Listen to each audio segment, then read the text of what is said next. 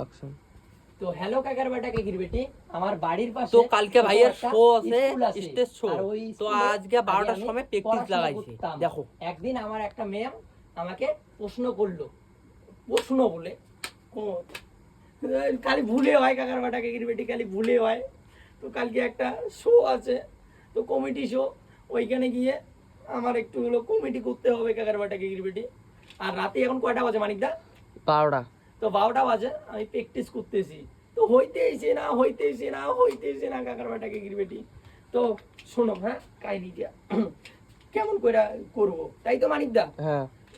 তো চলো কাকার বেটাকে গিরবেটি।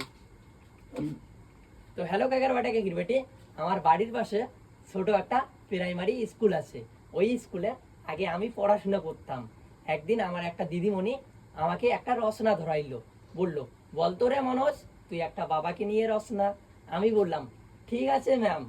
বাবা আমাদের গৃহপালিত পশু, বাবার 4টি পা আছে, বাবার একটা লম্বা বড়া লেজ আছে, আর বাবার 2টি কান আছে, আর বাবার 2টি শিং আছে।